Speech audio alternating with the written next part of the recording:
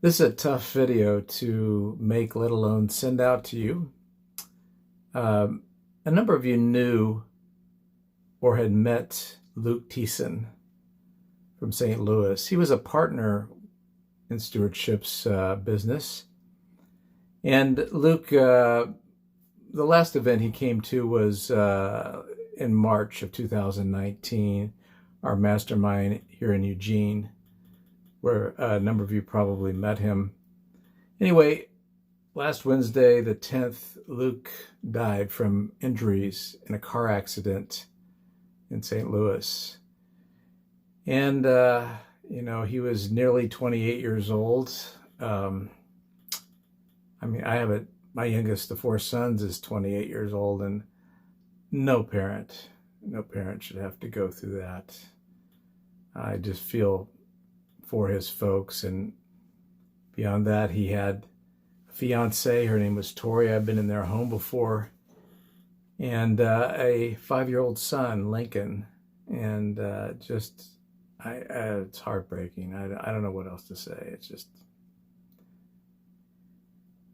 a young person full of life. He was a great golfer. He was very enthusiastic about business and cut down in his prime. And I don't know.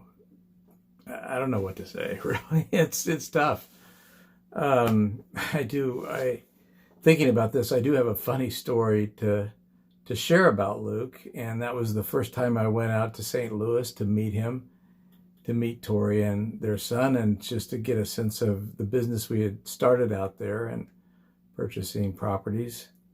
Well, the evening after our first drive around town, where we looked at some of the properties, some of the areas to invest in, and we were hungry, so he had a thought of where we might go to eat, and we sat out on the deck that evening. Really nice St. Louis evening, and light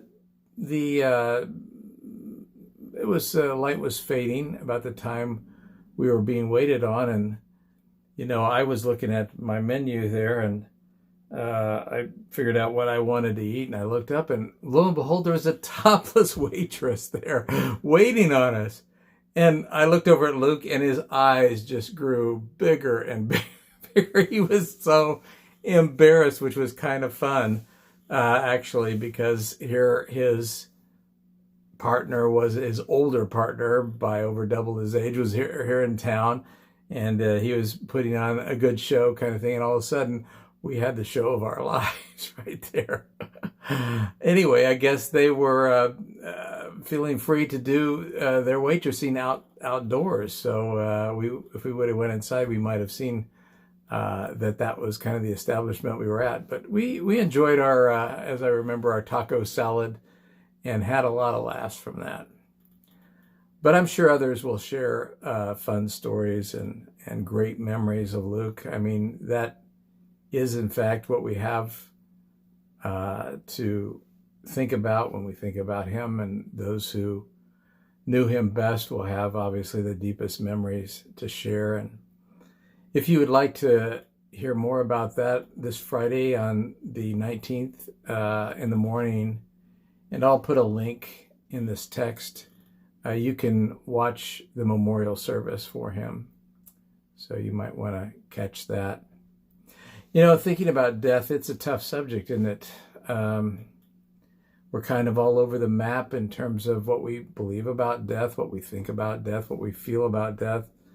It's not a pretty picture when we think of a young person passing away. I do have my own strong spiritual kind of roots when I think about death. I would say that when we contemplate the depth of spirituality that is the afterlife and eternity, there's really only one way to find out about that, and that is if somebody from that dimension comes into our dimension and tells us about it. And that's why I'm a follower of Jesus, because I actually believe the story that God sent his son into this world to tell us what the other world, the eternal world, was like. And that action gives us great hope. Not just because God did something in history, being eternal, he stepped into history in the form of his son, Jesus, but because he did so to rescue us out of the dilemma that we're in this life. And that dilemma is caused by the evil, the pain of sin and death. But if it is true that not only did Jesus die to reconcile us back to the Father, and that was his mission here, but he rose from the dead to conquer sin and death. There's a hymn that says, "O death, where is thy victory? O death, where is thy sting?" And the question is, it's gone in the hope of the resurrection of Jesus. So that's why I follow him, is because I think he was God's person. He was God himself, actually, who entered into this world to tell us what the other world was like and to invite us into that world as well. So even in the midst of tragic situation, I have to go back to the hope I have in him. And I hope that you can find an anchor there as well, because all of us, whether we face significant tragedies, we had people in our family die or friends die, or we will one day face our own death. The question is, where's the hope?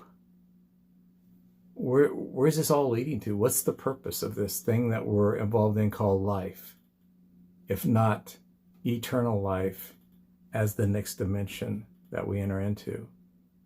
That's what God has invited us to through Jesus.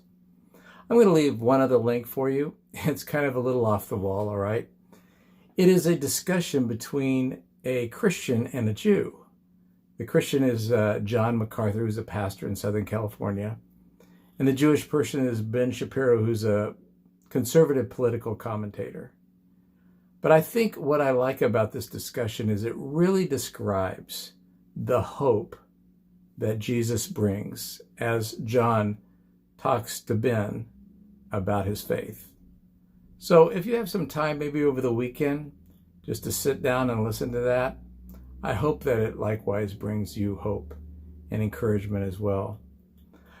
I plan to call Tori maybe in a week or so, just to give us, as a representative of Stewardship, our condolences, and just to say we appreciate her, we appreciate the pain. Gosh, we're praying for her and her son Lincoln, going without a husband to be. They were soon to be, I think August, they were going to be married. And now a fatherless son, that God and others could step into their lives to provide that kind of solidity. And, if you get a chance, watch the memorial. And if you knew Luke or had even encountered him, feel free to share some of those memories. I know that's what I wanted to do, and I hope this has provided a forum for that. Thanks.